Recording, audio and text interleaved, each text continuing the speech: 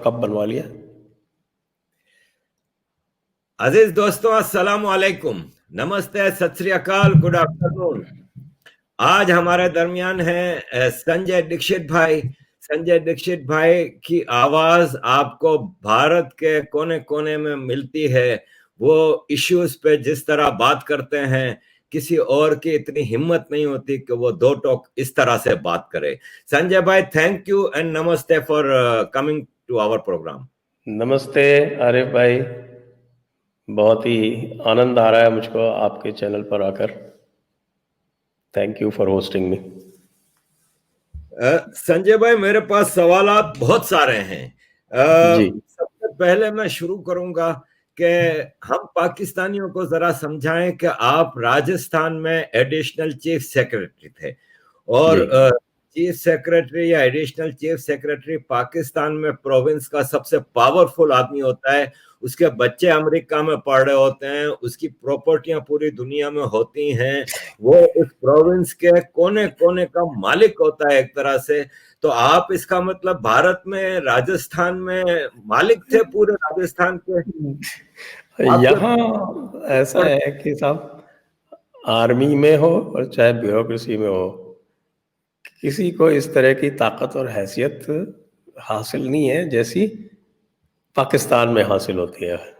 पाकिस्तान में तो बस ऊपर खुदा और नीचे खुदा का पहलवान, वो ब्यूरोक्रेट हो, आर्मी का बंदा हो, और वही जैसे अभी आपसे बात ही हो रही थी कि वो तो ताज़िंदगी हुक्मरान रहता है, ताज़िंदगी ऐश करता है। यहाँ तो रिटायरमेंट के बाद बिल्कुल आम आदमी की तरह जीते हैं, अपनी गाड़ी खुद चलाते हैं और अपना सौदा सलुफ खुद बाजार से लेके आते हैं।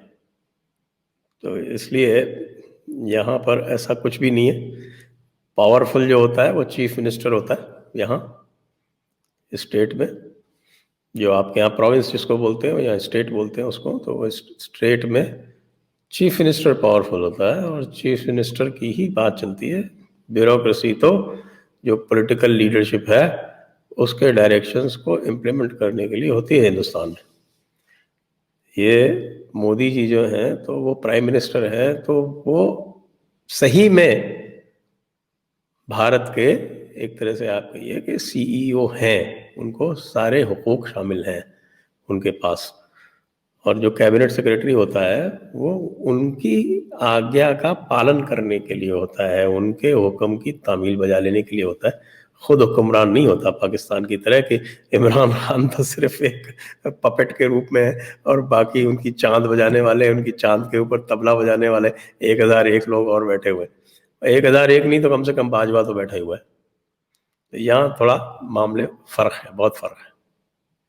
अच्छा संजय भाई, मैं आगे जो मेरे सवालात हैं उससे बढ़ने से पहले आपसे कुछ जानना चाहूंगा कि जिस स्टेट राजस्थान में आप इतना अरसा एक पोजीशन पर रहे हैं, कुछ हमें बताएं कि वहाँ की ग्राउंड रियलिटीज, वहाँ के मसाइल क्या हैं। वहाँ पे क्या कम्युनिटी पीसफुली रह रही है, वहाँ पे लाइफ एंजॉय कर रही है कम्युनिटी के? वहाँ पे भी मसाइल हैं जिस तरह JNK में है, जिस तरह कुछ इलाकों में है, जैसे केरला में चीजें चल रही हैं इस तरह?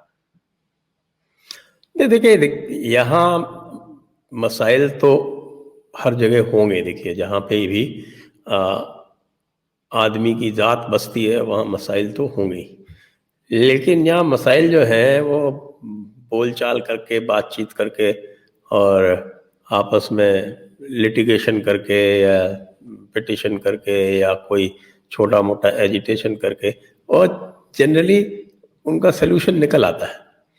ये ऐसा नहीं होता कि आपने कुछ ऐसी बातें करी तो आपको उठा लिया गया और आपको गायब कर दिया गया। इस तरह का होता नहीं है। अब आप देख रहे होंगे ना महाराष्ट्र में कि अर्नब गोस्वामी के खिलाफ जैसे एक, मान लीजिए, एक झूठा केस करके और उसको उठा लिया गया, तो वो जो केस किया गया तो उसको कोर्ट के सामने ले जाना पड़ा ना, उसको गायब नहीं कर सकते। उसको कोर्ट के सामने ले जाना पड़ा, कोर्ट के सामने पेशी हुई, कोर्ट ने उसको पुलिस रिमांड देने से मना कर दिया, उसको जुडिशियल कस्टडी में भेजा गया। अभी हाई कोर्ट में बहस चल रही है, हाई कोर्ट नहीं करेगा तो सुप्रीम कोर्ट में जाएंगे और उसका नतीजा निकल आएगा। तो यहाँ रूल ऑफ लॉ जो है वो बहुत कुछ मैं कहूँगा रोबस्ट है। वो कुछ लोगों के सनक पे नहीं चलता। वो एक इंस्टीट्यूशंस बनी हुई हैं और वो इंस्टीट्यूशंस के काफ़ी मैं कहूँगा कि पावरफुल हैं। जैसे जुडिशरी बहुत पावरफुल है यहाँ की। भारत की जो जुडिशरी है वो बहुत पावरफुल है, बहुत शक्तिशाली है। और आपके जो पॉलिटिकल पार्टीज हैं, पॉलिटिकल पार्टीज का भी सबका अपना अपना वजूद है। आप देखेंगे कि हर स्टेट में या तो कोई नेशनल पॉलिटिकल पार्टी तो दो हैं, वो तो हैं ही सभी जगह। उसके अलावा भी उनकी रीजनल पॉलिटिकल पार्टीज हैं और कई जगह पे तो बहुत पावरफुल है। जैसे तमिलनाडु ले लीजिए, वहाँ बहुत पावरफुल है। केरला में तो कम्युनिस्ट बैठे हुए हैं, आप देखिए जरा। वो कम्युनिस्ट जिन्होंने भारत को तकसीम करने में अपना अहम किरदार निभाया था, उनको भी भारत ने बैन नहीं किया। यहाँ तो हम लोग कई बार कहते हैं कि ये जो एक अति सदाशयता बोलते हैं जिसको हिंदी में, टू मच ऑफ बेनवलेंस, ये भी घातक है। That is also very dangerous. तो यहाँ तो पॉलिटिक्स ये कहिए कि कदम कदम पे, अभी यहाँ पंचायत चुनाव हो रहे हैं, अभी यहाँ पे कॉरपोरेशन के चुनाव होके चुके, अभी जयपुर में 3 दिन पहले, अभी मेयर के चुनाव का वो सब चल रहा है। लेकिन ये सब इसके लिए इंस्टीट्यूशंस बने हुए हैं। इलेक्शन कमीशन ऑफ इंडिया है, बिल्कुल इंडिपेंडेंट है। आप देख रहे हैं ना अमेरिका में क्या हो रहा है, पूरा नाटक हो रहा है कि इतना थर्ड क्लास सिस्टम है। तो कहता रहता हूँ अपने अमेरिकन दोस्त से कि आप अपने आप को वैसे तो डेवलप्ड कंट्री कहते हैं, लेकिन आपका जो इलेक्शन सिस्टम है वो बिल्कुल ही अंडर डेवलप्ड है। आप भारत का इलेक्शन सिस्टम देखें ना, मुझे तो लगता है दुनिया का सबसे बेहतरीन इलेक्शन सिस्टम है। Election commission of India, bureaucrats होते हैं उसमें, लेकिन कंप्लीटली इंडिपेंडेंट। मजाल है कि कहीं कोई इधर से उधर हो जाए। मतलब रूलिंग पार्टी जो है वो 2-2, 3-3 सीटों की वजह से स्टेट के चुनाव हार जाती है। और आप कितनी भी कोशिश कर लें, वो जो ईवीएम का सिस्टम है हमारा, वो इतना फूल प्रूफ है कि कहीं किसी गड़बड़ी का कोई अंदेशा ही नहीं। तो इन चीज़ों से हम ये समझिए कि ऊपर उठ चुके हैं कि साहब की इलेक्शन में धांधलियाँ होंगी और कोई ज़बरदस्ती कोई कठपुतली सरकार बिठा दी जाएगी या कोई किसी को गायब कर दिया जाएगा। ये चीज़ें यहाँ नहीं हो सकती। ये इन चीज़ों पे कम से कम ये कहूँगा कि मैं इनसे हम पूरी तरह से फारिग हैं। संजय भाई, आपने बिल्कुल दुरुस्त कहा। जैसे कि हमने देखा कि इतने पावरफुल प्राइम मिनिस्टर के होते हुए बीजेपी इतनी भारी सरकार लेके फिर दिल्ली में हार जाती है, और फिर दिल्ली में एक आप पार्टी की सरकार बनती है, और फिर हम देखते हैं दिल्ली राइट्स। शायद आपकी एक किताब आने वाली है जो इन सारे मामलात को देख रही है। तो दिल्ली राइट्स के बारे में हमें बताएं कि उसके पीछे क्या कारण था, और उसके जो मकासद थे, जो कारण थे, जो ऑब्जेक्टिव्स थे, वो क्या थे? क्योंकि वो असल में तो सिटीजन अमेंडमेंट एक्ट को तो एक बहाना बनाया था शायद। आप क्या देखते हैं? तो आपकी बात सही है। जो किताब मेरी आने वाली है उसका नाम है अनब्रेकिंग इंडिया, और वो अनब्रेकिंग इंडिया का भी उसका एक इतिहास है, उसकी एक हिस्ट्री कह सकते हैं। एक छोटी सी ये है कि वो पहले ब्लूम्सबेरी जो एक मल्टीनेशनल पब्लिकेशन है, मैं उसके लिए किताबें लिख चुका हूँ, 2 किताबें पहले लिख चुका हूँ। तो मल्टीनेशनल है जो आपके ये आपकी जो ये सीरीज़ चलाती है ना, क्या नाम है इसका, हैरी पॉटर वाली। तो वह बहुत प्रसिद्ध, बहुत फेमस एक मल्टीनेशनल है। उससे मैं 2 किताबें लिख चुका था। ये तीसरी किताब मेरी आने वाली थी, लेकिन ये तीसरी किताब के आने के पहले एक किताब वो और छाप रहे थे, दिल्ली राइट्स के ऊपर ही थी। इसका नाम था Delhi rights 2020 the untold story, ऐसे करके। एडवोकेट है मोनिका अरोड़ा जी, वो थी, और उनकी 2 और सहयोगी और राइटर्स थी, तीनों लेडीज थी।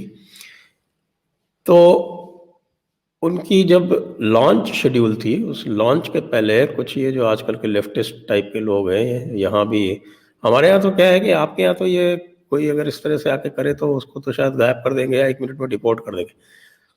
हमारे यहाँ जो जुडिशियल सिस्टम है वो इतना रोबस्ट है, इनके खिलाफ इतनी जल्दी एक्शन भी नहीं ले सकते। तो ये एक विलियम डैलिम्पल करके है, लेफ्टिस्ट है, ब्लूम्सबेरी का बड़ा राइटर है, इसने और 2-3 और लेफ्टिस्टों ने मिलके, ये गोरे थे, अमरीकी थे, इन्होंने मिलके हल्ला मचाया कि साहब एक लॉन्च में कपिल मिश्रा नाम का एक व्यक्ति जिसकी वजह से ये CAA फेल हुआ, तो उसको लॉन्च में बुलाया गया था, उसकी वजह से लॉन्च के आधे घंटे पहले इन्होंने उस किताब को विड्रॉ कर लिया।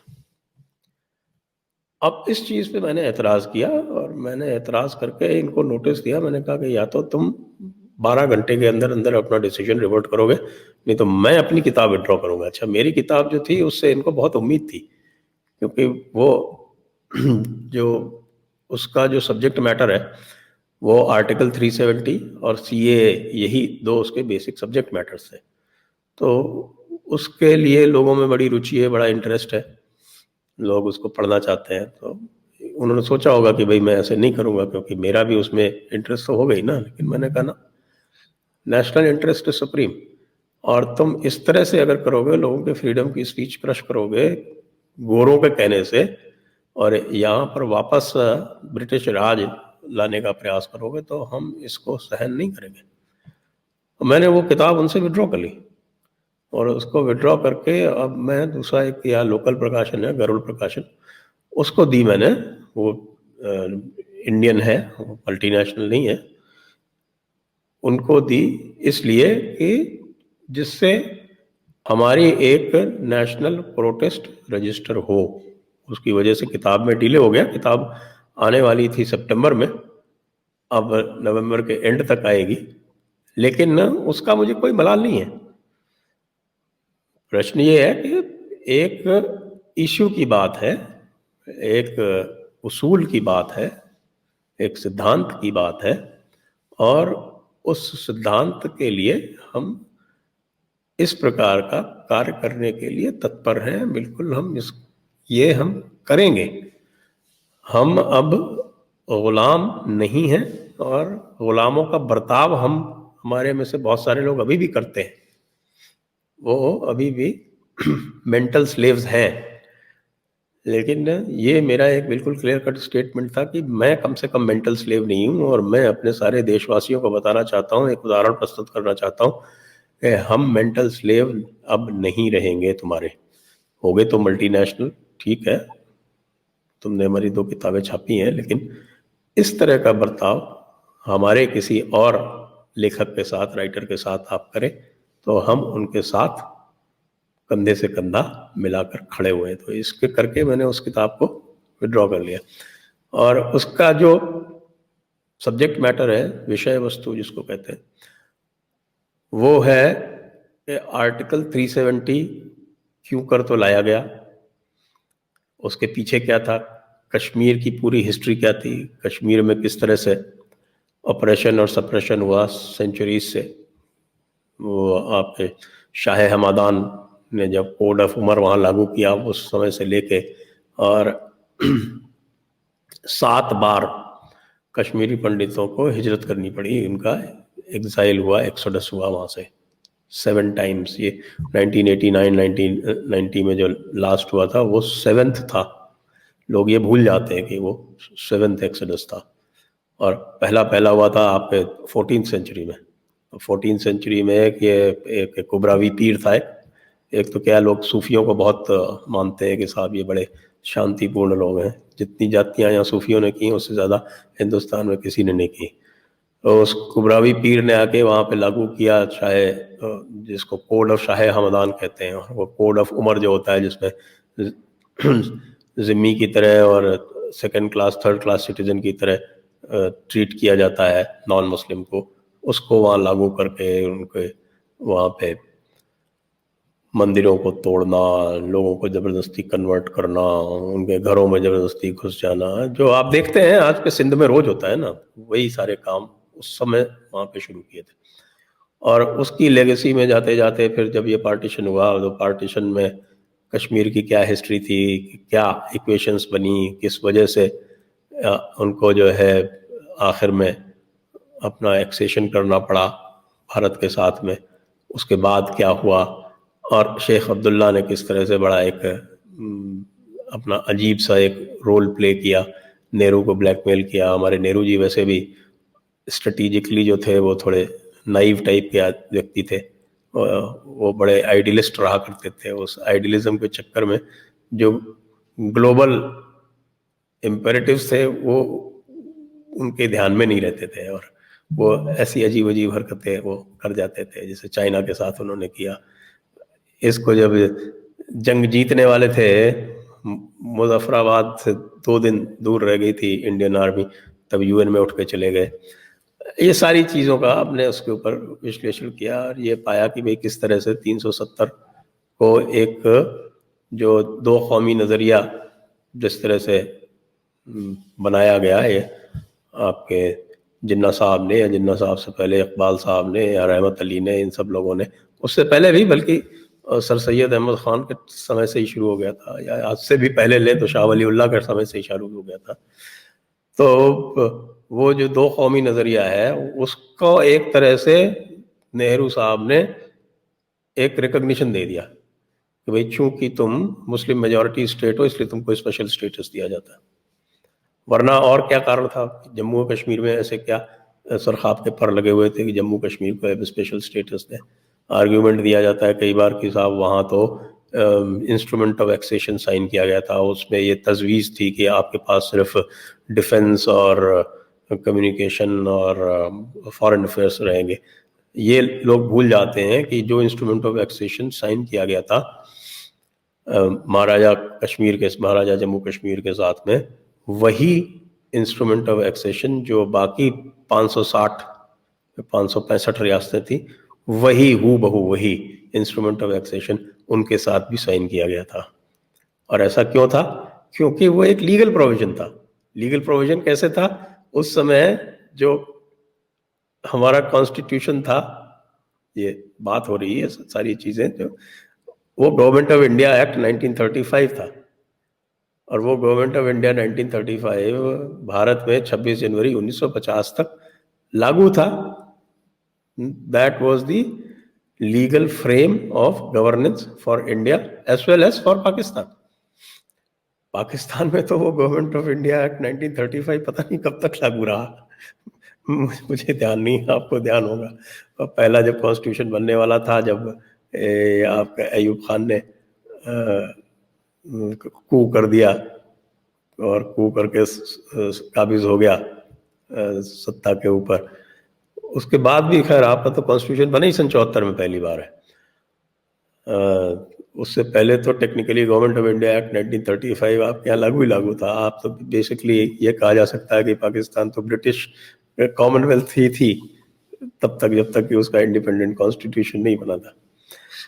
तो ये जो सारे जो एक बनाया जाता है कि साहब की 370 कितना इम्पोर्टेंट है, कि 370 तो शेख अब्दुल्ला जिस दिन अरेस्ट हो गया था उसी दिन ख़त्म हो जाना चाहिए था, लेकिन उसमें बहुत सारे लोगों के वेस्टेड इंटरेस्ट थे। भारत के कानून वहाँ लागू नहीं होते थे, उसमें बहुत सारे लोगों का एक पूरा, जिस तरह से आप देखते हैं ना पाकिस्तान में कि एक एलिट क्लास है, आपके यहाँ पूरी तरह से जो पावर है वो 3 लोगों के हाथ में है। आप मिलिट्री, बल्कि 4 कह सकते हैं, मिलिट्री, मुल्ला, ब्यूरोक्रेसी और जमींदार।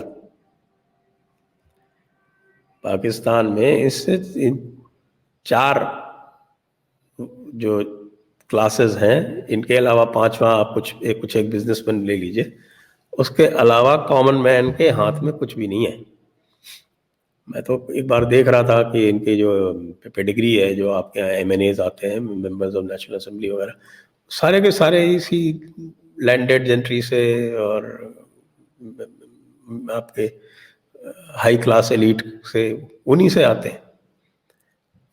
कॉमन मैन तो शायद कोई इक्का दुक्का कोई गिना चुना आ जाता हो। तो जम्मू कश्मीर में जब तक 370 था, बिल्कुल इसी तरह का हिसाब किताब था। पूरे हिंदुस्तान में ये जो हमारे यहाँ जो गरीब तबके SC ST जिनको बोलते हैं, उनको रिजर्वेशन मिलता है,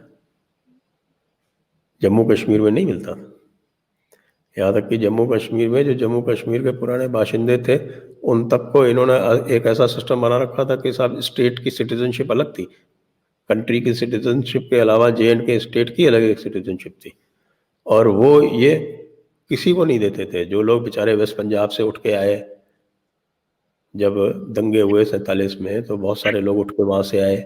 बहुत सारे लोग जो है वो पहले से यहाँ रह रहे थे। आप देखिए उनकी गुरखा ब्रिगेड्स थी महाराजा की, वो 1846 से चल रही थी। कुछ लोगों को ये SC ST को लेके आए बाहर से, वहाँ पे जो साफ सफाई के काम करने वाले थे उनके लिए। उनको किसी को इन्होंने सिटीजनशिप राइट नहीं दिया। यहाँ तक कि अगर कोई लड़की शादी कर ले, कोई कश्मीरी लड़की किसी बाहर वाले से शादी कर ले, तो उसकी सिटीजनशिप समाप्त कर देते थे। ऐसे जोरों जुल्म किए हैं इन लोगों ने लोगों के ऊपर। और शेख अब्दुल्ला का क्या था कि साहब की भारत के लोगों को तो सिटीजनशिप नहीं देंगे, वेस्ट पंजाब से जो आए लोग उनको तो सिटीजनशिप नहीं देंगे, लेकिन एक रीसेटलमेंट बिल ले आए 1982 में ये कह के कि साहब की सरहद के उस पार से जो आएगा POK से, उसको हम बिल्कुल रीसेटल कर देंगे, ज़मीन में दे देंगे, सब कुछ कर देंगे। ये तो खैर जगमोहन थे उस टाइम पे गवर्नर, तो उन्होंने उसको स्ट्राइक डाउन कर दिया, उस पर साइन नहीं किए, जिसको लेके बहुत बावेला मचाया इन्होंने। एक अजीब सा वहाँ पे माहौल बना लिया था, एक ये पूरा जो एलीट डायनेस्टीज प्लस उसमें आपके जो लैंडेड फ्यूडल जेंट्री, इन सब लोगों ने, प्लस भारत सरकार की भी गलती थी, वो इनको ग्रांट देती थी। आपके यहाँ तो उल्टा होता है ना कि पंजाब सब कुछ अपने पास रख लेता है। यहाँ तो जम्मू कश्मीर की जो रेवेन्यू थी उसका 90% भारत सरकार से एज अ ग्रांट आता था, और उसमें बंदर बांट करते थे। ये प्रिवेंशन ऑफ करप्शन एक्ट लागू नहीं करते थे। बहुत दिनों तक तो भारत के सुप्रीम कोर्ट को ही नहीं रखते थे अपने यहाँ।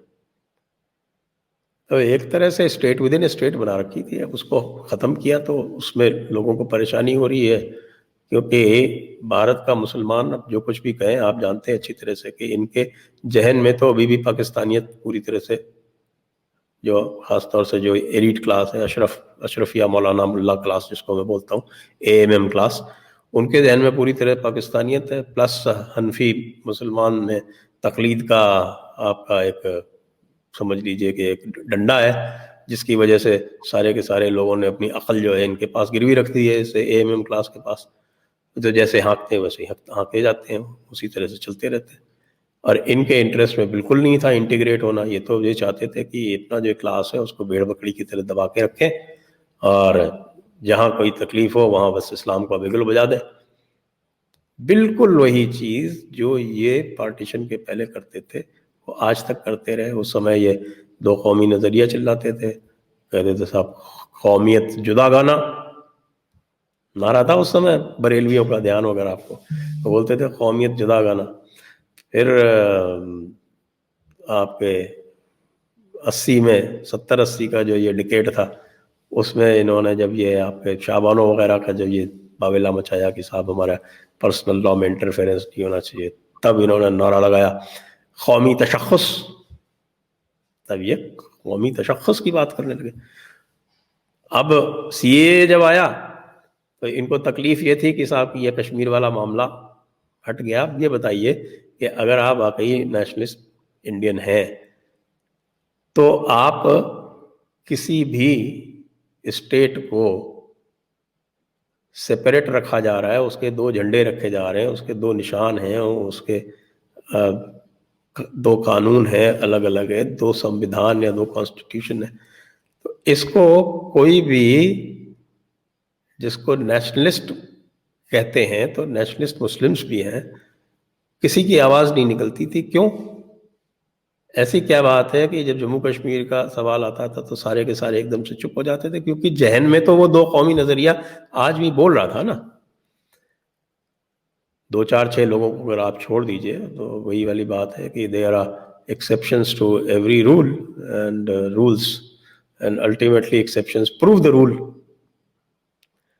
तो जो एक्सेप्शंस है वो उसी रूल को प्रूव कर रहे हैं, that there are exceptions to the rule. ये 370 का पूरा किस्सा था। तो वो मैंने इस किताब में पूरे बहुत ही तफसील से, बहुत ही डिटेल में पूरे हिस्टोरिकल पर्सपेक्टिव्स लेते हुए उसको डील किया हुआ है। और सीएए का तो पूरा मामला जो है वो पार्टीशन से रिलेटेड है।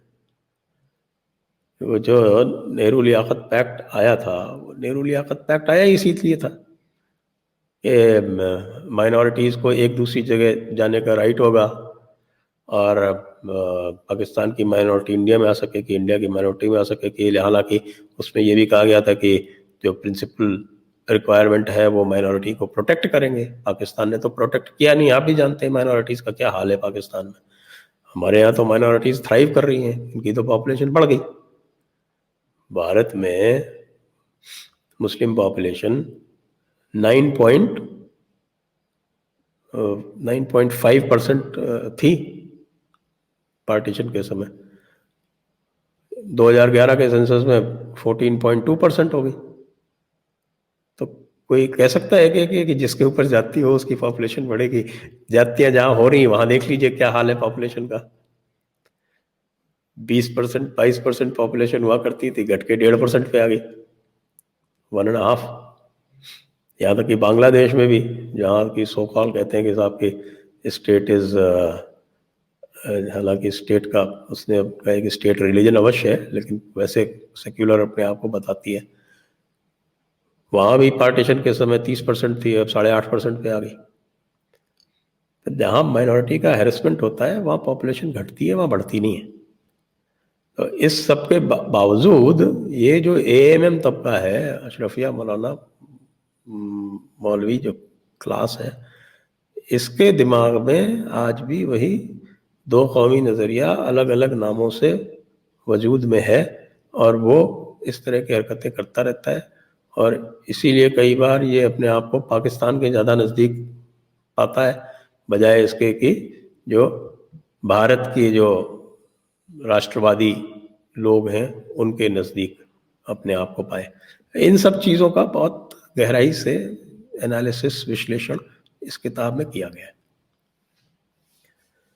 संजय भाई, आपने बिल्कुल सही कहा। पाकिस्तान में तो सत्ता मुल्ला मिलिट्री अलायंस के पास है। जैसे ताश के गेम में हम कहते हैं 3 जिसके पास हो वो जीत जाता है, तो पाकिस्तान में अल्लाह यानी मुल्ला, अल्लाह, अमेरिका और आर्मी, ये 3 यक्के हमेशा बाजी जीत जाते हैं। दूसरा, आपने जैसे हमारे कॉन्स्टिट्यूशन के बारे में बताया, तो हमारा कॉन्स्टिट्यूशन 56 में बना था। 2 साल बाद 58 में एब्रोगेट कर दिया अयूब खान ने।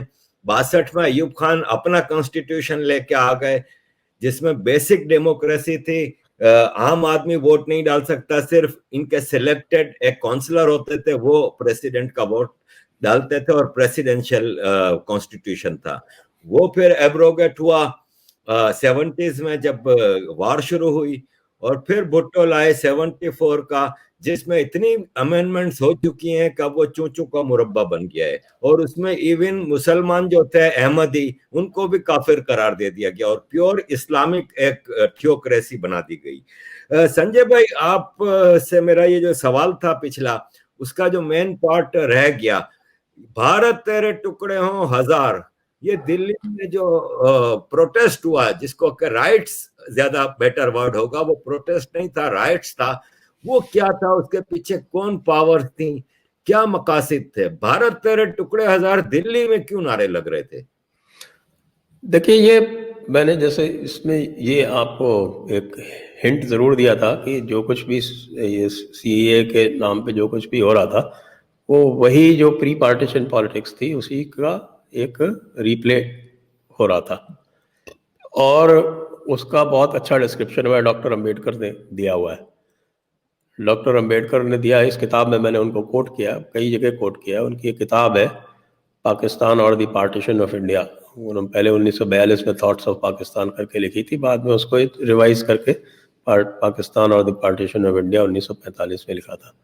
और उन्होंने ये जो पॉलिटिक्स थी, इस्लामिक पॉलिटिक्स, उसको बहुत अच्छी तरह से एनालाइज किया था। और उन्होंने इसमें ये कहा था कि nature of Muslim politics in India is gangsters method of politics.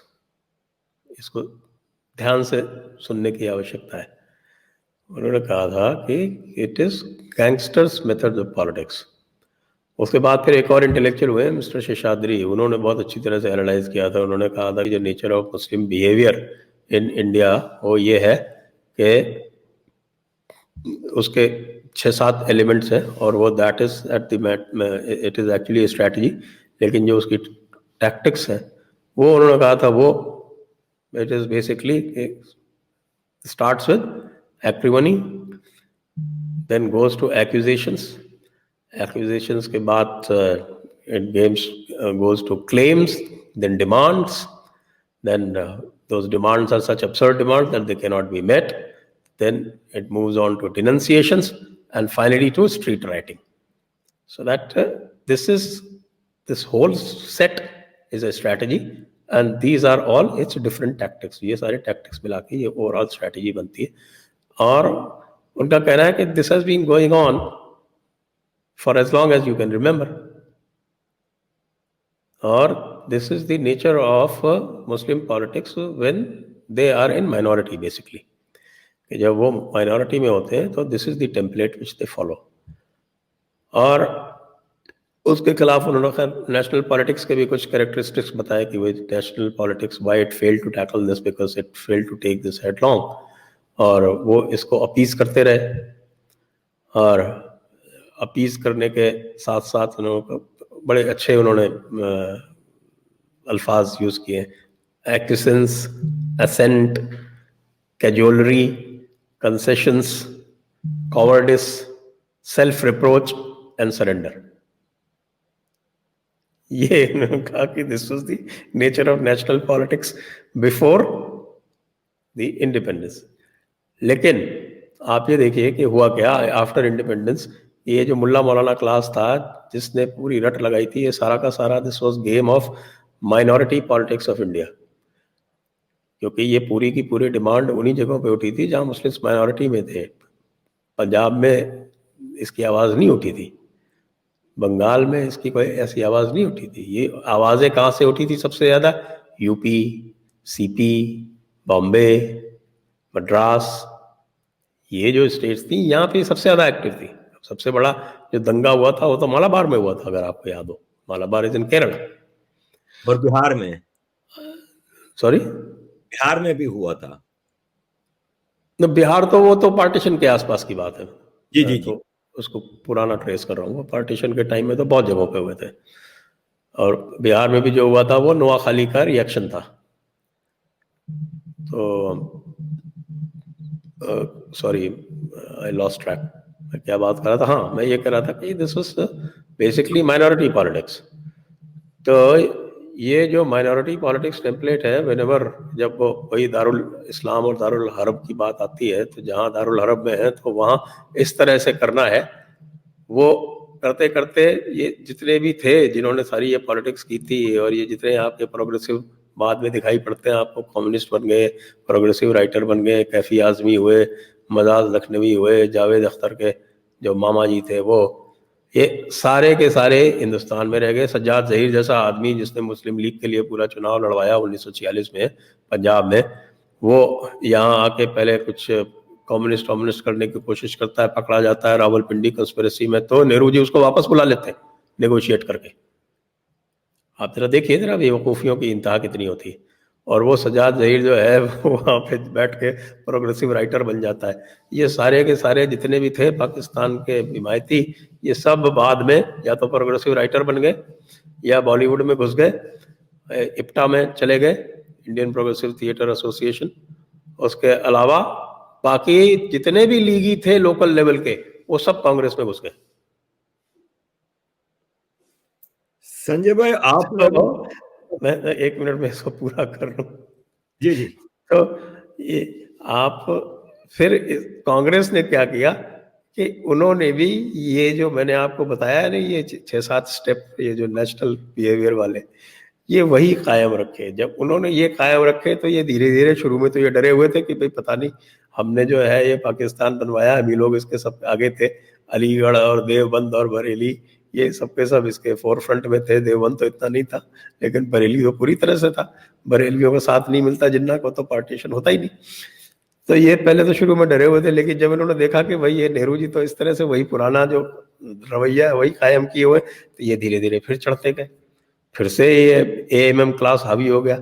फिर से इन्होंने वही कर दिया कि साहब की जो भी नेगोशिएशन होगा, जब मुसलमान को तो सिर्फ हम रिप्रेजेंट करते हैं, जो रिलीजियस लीडरशिप है, और ये जो एएमएम लीडरशिप है अशराफिया मुल्ला मौलाना, यही रिप्रेजेंट करती है। कांग्रेस ने वही किया, उन्होंने सारा नेगोशिएशन एक तरह से इनके हाथ में, इनको सत्ता सौंप दी कि साहब मुसलमानों की सत्ता तो तुम्हारे पास ही है, हम तुम्ही से नेगोशिएट करेंगे, और बिल्कुल रीच आउट करने की कोशिश नहीं की। उसका नतीजा फिर से वही डाके तीन पात। तो जो ये आप सीए देख रहे हैं आज का, ये जो हुआ पूरा का पूरा, चाहे वो शाहीन बाग हुआ, चाहे उसके बाद के दंगे हुए, वो इसी क्लास ने किया। इसने वही चीज 47 में की थी। अब इसको लगा कि साहब कि हमारी पावर कम हो रही है, तो फिर से ब्लैकमेल करो, कुछ करो। अब ये अलग बात है कि इस समय बीजेपी की सरकार है, तो वो इस तरह के इनके चक्करों में नहीं आती। अब चक्करों में आए भी क्यों आए, तो तुम जो है वो जब नेशनल आइडेंटिटी के खिलाफ ही खड़े हो जाते हो, तो फिर तुम्हारे साथ किस तरह का नेगोशिएशन हो सकता है। तो वो जो टेम्पलेट है वो वही की वही है जो 47 के पहले की थी, उसमें कोई फर्क नहीं है। और ये वक्त वक्त पे थोड़ा बहुत आप समझ लीजिए कि ये बिंदी लिपस्टिक चेंज कर लेते हैं, बाकी पीछे की जो अदाकारा है वो वही है। संजय भाई, आपने अभी जिक्र किया केरला का, कि वहां पे अब तक कम्युनिस्ट रूल कर रहे हैं। तो इंडिया की कुछ स्टेट्स हैं, जैसे केरला हुई, वेस्ट बंगाल हुई, आंध्रा हुई, वहां पे जो आपके हिंदू हैं वो ऐसे रहते हैं जैसे किसी और देश में रह रहे हो, किसी और मुल्क में रह रहे हो। केरला में हमने देखा है कि ऐसे मंदिर हैं जहाँ पे मदर मैरी को जेसस के बुत लगा दिए गए हैं मंदिरों के अंदर। वेस्ट बंगाल में जय श्री राम बोलना गुनाह हो गया है। तो कैसे तब्दीली आएगी इन स्टेट्स में कि वहां पे Hindus are living like an stranger, जैसे वो कहीं अजाइलम पे रह रहे हैं किसी और देश में। वही हाल है जो हिंदुओं का कश्मीर में था। क्या आप इसको इस तरह से नहीं देखते? अब देखिए, ऐसा है कि जहाँ तक केरला का सवाल है, तो केरला की प्रॉब्लम दूसरी है। केरला की प्रॉब्लम एक अजीब किस्म का अल्ट्रा सेक्युलरिज्म है, और उसकी वजह वहाँ पे बहुत लंबे समय से जो कम्युनिस्ट डोमिनेशन रहा है वो है। और सेक्युलरिज्म का जो कैरेक्टर है हिंदुस्तान में, वो basically secularism means anti Hindu. ये यहाँ के सेक्युलरिज्म का कैरेक्टरिस्टिक है कि आपको कोई भी सेक्युलर आदमी जो है वो आपको जो इस्लामिक फंडामेंटलिज्म को क्रिटिसाइज करते हुए नहीं मिलेगा। और हिंदू अपनी अगर जो यूनिवर्सल मैसेजेस की भी बात करे, जैसे आपके हिंदुओं के जितने भी आपको जो श्लोक मिलेंगे या कुछ भी मिलेंगे, they are universal in nature. जबकि इस्लाम तो आप अच्छी तरह से जानते हैं, इट इज़ कम्प्लीटली एक्सक्लूसिविस्ट।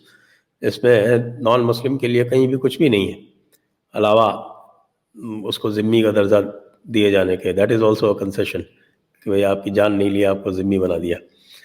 तो ये एक कांग्रेस की लेगेसी है, और ये कांग्रेस की लेगेसी इसलिए भी है क्योंकि कांग्रेस जो थी पार्टीशन के बाद में बहुत अनपॉपुलर हो चली थी। तो इन्होंने फिर ये कोऑप्ट करके जो पीछे रह गए थे इनको, बल्कि रोका इनको, बहुतों को तो ये जा रहे थे, इनको जाने से रोका। और फिर उनको प्रिविलेज्ड पोजीशंस दी। आप बताइए, एजुकेशन मिनिस्टर एक ऐसे व्यक्ति को बनाया, मौलाना अब्दुल कलाम आज़ाद, जो ज़िंदगी में कभी किसी कॉलेज में नहीं गया। उसने कॉलेज इस्टेब्लिश ज़रूर किया, लेकिन उसने कभी फॉर्मल तालीम नहीं ली। उसको इन्होंने एजुकेशन मिनिस्टर बना दिया, और एजुकेशन मिनिस्टर बन के फिर उन्होंने पूरी तरह से जो एक इस्लामिक हिस्ट्री थी, जो that was a history of savagery and brutality, उसको उन्होंने वाइट वॉश करने का काम किया, और एक तरह से हिंदुओं को ही गिल्ट ट्रिप पे भेजा। तो अब जाके हिंदुओं को अपना सही इतिहास पता चल रहा है। अब उनको ये पता चल रहा है कि किस तरह से आज वो 100 करोड़ बचे हुए हैं, जबकि जहाँ भी इस्लामिक रूल गया या क्रिश्चियन रूल गया, वहाँ पे उन्होंने जो वहाँ की सभ्यता थी, वहाँ की सिविलाइजेशन थी, उसको समूल नष्ट कर दिया, उसको कम्प्लीटली अपरूट कर दिया। आज मायंस का, इंकास का, ग्रीक सिविलाइजेशन का, आपके पर्शियन सिविलाइजेशन का, आपके जिसको बोलते हैं मेसोपोटामियन सिविलाइजेशन का, इजिप्शियन सिविलाइजेशन का, कोई नाम लेवा नहीं बचा है। तो हिंदुस्तान ने तो बहुत जबरदस्त रेजिस्टेंस किया है। जितना रेजिस्टेंस हिंदुस्तान में मिला है इस्लाम को, वो तो आपको कई सारे आपके शायर हैं, वो भी आज भी शिकवे शिकायत करते रहते हैं ना, इस्लामी शायर के साथ की पता नहीं क्या क्या, गंगा के तट पे जाके इस्लाम फेल हो गया, इस तरह की बातें आती रहती हैं। कौन से शायर थे मुझे ध्यान नहीं आ रहा। तो ये जो एक स्पिरिट थी हमारे यहाँ की, जो मार्शल स्पिरिट थी, आखिरकार औरंगजेब को तो मराठों ने मार मार के उसकी तो बिल्कुल ऐसे बेचारे की हालत करती कि वो तो सो नहीं सकता था। वो हर दूसरे दिन उसको अपना कैंप बदलना पड़ता था। महारानी थी हमारी मराठों की, ताराबाई, उसने 7 साल को इसको भगा भगा के इसकी ऐसी चौकस कर दी औरंगजेब की। और बेचारा बूढ़ा भी हो गया था उस टाइम पे, कि ये रोता रोता मरा है। आप इसको देख लो ना, जो लास्ट में जो उसने चीजें लिखी हैं अपनी डायरी में, जो औरंगजेब की डायरी तो सबको हासिल है।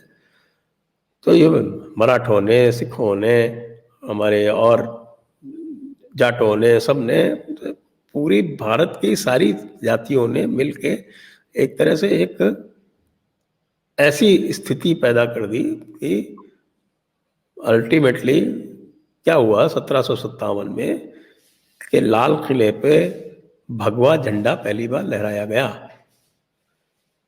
मुगलिया परचम के साथ साथ मराठों का भगवा वहां पे लहराया। और उसके बाद ये शाह वलीउल्लाह जो था, वो अफगानिस्तान के शाह के पास इसने चिट्ठियां लिखी, खतो किताबत की, और करके अहमद शाह अब्दाली को बुलाया, इधर से नजीबुल्लाह को बुलाया, आसफ उद्दौला को इकट्ठा किया, और एक वो बना के वो मराठों को इन्होंने 1761 के पानीपत के बैटल में इन्होंने मिलके हराया। लेकिन मराठों ने 3 साल के भीतर इनको भगा के और वापस कब्जा कर लिया दिल्ली के ऊपर।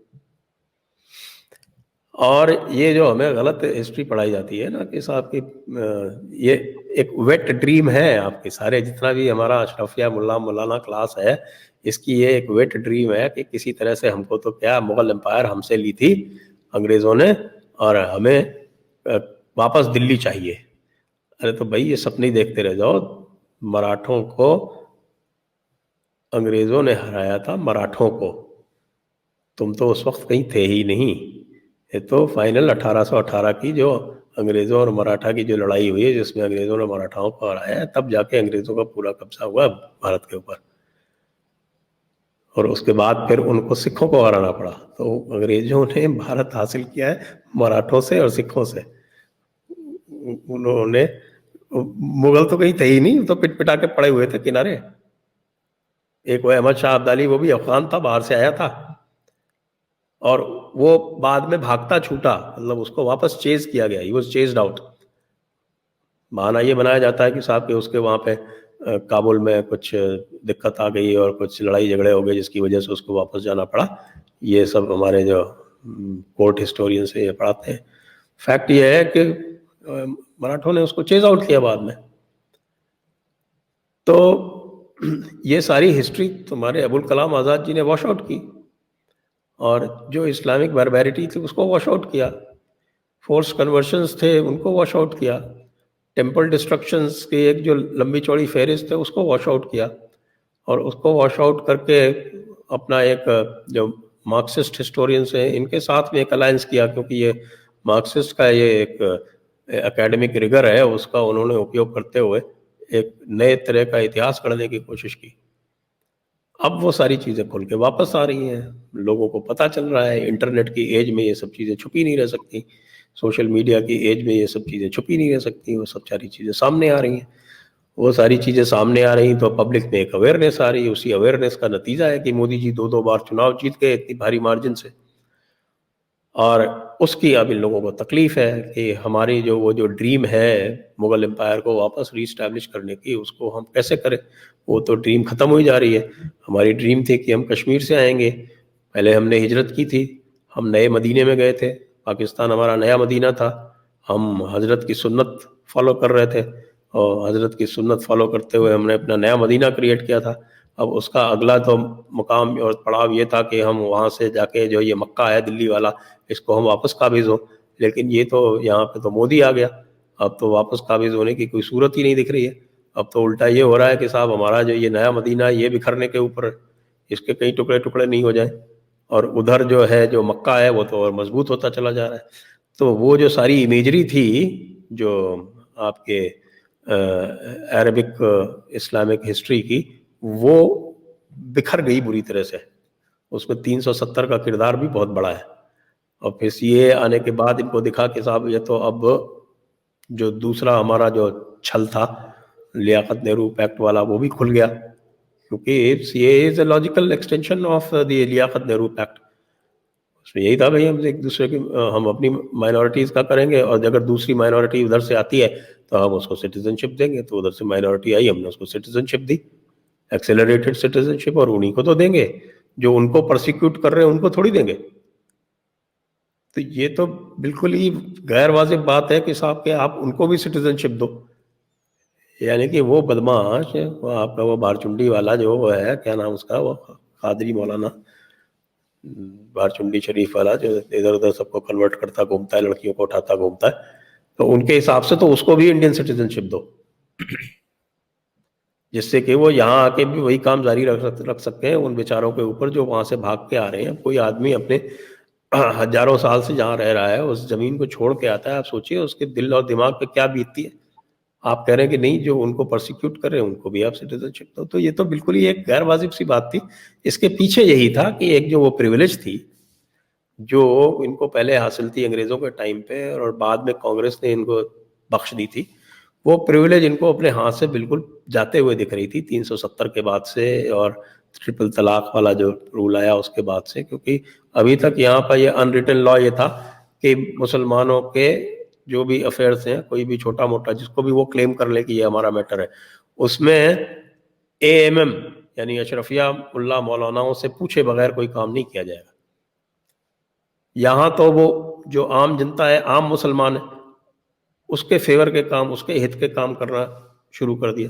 तो इनको ये लगा कि साहब कि ये तो हमारा जो तकलीद वाला जो प्रिंसिपल है वो तो कहीं वो नहीं ख़त्म हो जाए, तो ये तो हमारे सब ताबेदार हैं। आखिरकार इस्लामिक उम्मत में तो रूलर हम हैं, अशरफिया मौलाना मुल्ला मौलाना क्लास ये रूलर है ना उम्मत में। तो ये उम्मत में ये क्या किस तरह का ये एक वायरस जो है ये मोदी छोड़े दे रहा है कि ये आम मुसलमान को एम्पावर किए दे रहा है।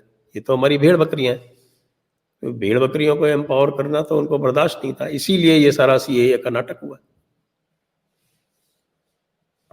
संजय भाई, जो आपने इतनी डिटेल में हमें चीजें बताई, उससे एक चीज तो वाज़ेह है कि ये जो इस्लामिक इन्वेजन और फिर इसका वॉश आउट हुआ और ये सब चीजें हैं, तो मुझे ये बताएं कि बेसिकली बुनियाद तो मदरसा है, क्योंकि मदरसा और मस्जिदों में 24 घंटे या अल्लाह काफिरों को नीस्त तो नाबूद कर, आपके भारत में भी यूरोप में भी ये चीजें हो रही हैं। ये असर करती है आम आदमी को, कि आम आदमी सोचता है कि ये मेरा फर्ज है कि मैं सबको मुसलमान करूं, उसके लिए वायोलेंस भी अलाउड है। तो मदरसा रिफॉर्म्स क्या जरूरी नहीं? और आप क्या समझते हैं कि आज फ्रांस और ऑस्ट्रिया जर्मनी खुल के कह रहे हैं कि इस्लामिस्ट टेररिज्म, पहले ये टर्म नहीं यूज करता था कोई हेड ऑफ स्टेट, अब ये खुल के एक्शन भी ले रहे हैं, मस्जिदों पे एक्शन लिए जा रहे हैं, एनजीओ मुस्लिम एनजीओ को बंद किया जा रहा है। क्या आप समझते हैं कि भारत में मदरसा रिफॉर्म्स जरूरी हैं, मस्जिद रिफॉर्म्स जरूरी हैं, और इस तरह खुल के जो टेररिज्म का जो बुनियाद है उसको एड्रेस किया जाएगा, और कब किया जाएगा? मैं आपसे बिल्कुल इत्तेफाक रखता हूँ बात में कि ये जो मस्जिद मदरसा कॉम्बाइन है उसका रिफॉर्म बहुत ज़रूरी है। क्योंकि आप ये देखिए कि जितनी भी मस्जिदें हैं उसमें भले आम आदमी आता हो, लेकिन इसके ऊपर काबिज कौन है? इसमें से काबिज हैं वो वही हैं जो मदरसों में पढ़े हुए लोग हैं। सारी मस्जिदों पे, सारी मस्जिद कमेटियों में वही लोग हैं। क्योंकि आप चाहे इनके फतवे पढ़ लीजिए कि भाई कौन रह सकता है, तो उसमें जो डिस्क्रिप्शंस हैं उसमें तो वही रह सकते हैं जो उस तरह से रहते हो, और आपके बड़े भाई के कुर्ते छोटे भाई के पैजामे वाले लोग जो हैं वही रह सकते हैं उसके अंदर। तो वो अपनी तरह से उसको चलाते हैं। भी आपने किस्सा सुना होगा कि एक इमाम ने एक मस्जिद में किसी को हनुमान चालीसा पढ़ने की इजाज़त दे दी। क्योंकि अभी एक किस्सा हुआ था ना कि जाके साहब मंदिर में किसी ने धोखे से नमाज़ पढ़ ली, तो उस पे थोड़ा बावेला हुआ था। तो उस पे लोगों ने कहा कि साहब कि ये ऐसा होता है मस्जिद में, तो हमको कोई इजाज़त नहीं देगा। तो एक मौलाना था कोई, उसने दरिया दिल, या सब कहें कि भाई इंसानियत थी उसमें, तो उसने कहा कि नहीं, इसमें क्या हर्ज है, आप बैठ के पढ़ लो। तो उसने पढ़ ली, तो मस्जिद कमेटी वालों ने अगले दिन उसको निकाल दिया। तो ये जो एक तरफा जो प्यार की जो उम्मीद करता है ना ये अशरफिया मौलाना क्लास, ये अब आज का हिंदुस्तान इसको सहने को तैयार नहीं है। और आपकी बात बिल्कुल सही है कि ये जो मदरसों में पढ़ाई जाती है चीज़ें, उसको कंट्रोल करना अत्यंत आवश्यक है, क्योंकि फिर ये तकलीद के सहारे इनके दिमागों को कंट्रोल करते हैं और उनको एक तरह का कैनन फॉडर बनाने का प्रयास करते हैं, वो तो है। लेकिन मैं इसमें एक चीज़ और भी कहूँगा कि ये कोई ज़रूरी नहीं है कि सब यही क्लास है। अब आप ये देखिए कि जिन लोगों ने 9/11 किया था वो तो सब हाईली एजुकेटेड लोग थे ना। आईसिस का जो पूरा का पूरा जो आपका टॉप लेवल लीडरशिप थी वो तो हाईली एजुकेटेड थी। अल-कायदा की जो टॉप लीडरशिप है वो तो हाईली एजुकेटेड है। मुस्लिम ब्रदरहुड की जो टॉप लीडरशिप है वो तो हाईली एजुकेटेड है। तो मुझे नहीं लगता कि सिर्फ मदरसा रिफॉर्म से इसका हल है। इसमें तो आपको डीप रूटेड इज्तिहाद करना पड़ेगा, जैसा कि मुतज़ल्लियों ने किया था एक ज़माने में। उसको बेचारों को, उनको तो बुरी तरह से क्रश कर दिया गया उस समय। लेकिन अब यदि हो सके तो, जैसे मैं देख रहा हूँ, मुझे कुछ उम्मीदें बंधी हैं सऊदी अरबिया से कि साहब सऊदी अरब में जो जिस तरह से ये प्रिंस चल रहा है आपका क्या नाम है, मोहम्मद बिन सलमान, MBS, और उससे मुझे कुछ उम्मीदें बड़ी हैं। क्योंकि जब तक आप आपके टेक्स्ट में, यानी कि कुरान और हदीस के जो वायलेंट टेक्स्ट हैं उनको आप न्यूट्रलाइज नहीं करते, उनको कॉन्टेक्चुअलाइज नहीं करते। आखिरकार आप क्रिश्चियनिटी को ले लीजिए, अगर आप बाइबल में जाएंगे तो जो वायलेंस बाइबल में है वो जो कुरान और हदीस में उससे कम नहीं है। लेकिन फिर भी उन्होंने तो अपने आप को बदला ना, वो अपने आप में कुछ रिफॉर्म लाए, कुछ चेंजेस लाए, और यहाँ पे ये जिद पकड़े बैठे हैं कि नहीं, हम तो 7वीं सदी से आगे नहीं बढ़ेंगे। तो ये एक, जब तक चेंज बेसिक लेवल पे नहीं आएगा तो ये जो कत्ल गारत है ये मुझे नहीं लगता ठहरने वाली है। उसके बाद तो फिर लोग फिर यही कहेंगे कि इनका इलाज तो वही है जो चीन कर रहा है। उसके बाद फिर ये, जब चीन वाला इलाज होता है तब ये बोलते नहीं, तब ये सब चुप रह जाते हैं। तो लोगों को भी ये लग रहा है कि भाई वो चीन वाला इलाज करो, वो गलत इलाज करोगे तो ये बोलेंगे नहीं। आप इनसे बातचीत करोगे, इनको समझाने की कोशिश करोगे तो ये आपके गले पड़ेंगे। संजय भाई, आपका वक्त मुझे पता है बहुत कीमती है, काफी मैंने समय ले लिया, लेकिन आखिरी एक सवाल है जो बहुत इंपॉर्टेंट है आज के सिनारियों में। वो ये है कि एक मसला चल पड़ा है जिसको नाम दिया गया है लव जिहाद। अब ये हाँ जी। लव जिहाद एक आम, आज की लड़कियों को खास तौर पे, अगर किसी को इंटर कम्युनल शादियों से किसी को कोई एतराज नहीं होना चाहिए। कोई अगर दूसरे मजहब के उसमें शादी करता है, लेकिन ये जो शर्त रखी जाती है, एक तो एडवांस में कि कन्वर्ट हो जाओ, दूसरा शादी के बाद प्रेशराइज किया जाता है, बहुत ज्यादा जबरदस्ती की जाती है। और कई केसेस ऐसे भी हैं जिसमें जबरदस्ती नहीं होती, तो बाद में जो बच्चे होते हैं वो तो मुसलमान होते हैं, लड़की हिंदू है, उसके बच्चे मुसलमान है, वो बच्चे फिर माँ को कहते हैं कि तुम तो जहन्नम में जाओगी, तुम क्यों इस्लाम नहीं कबूल करती। एक उसकी जिंदगी अजीरन हो जाती है जब तक कि वो इस्लाम कबूल ना कर ले।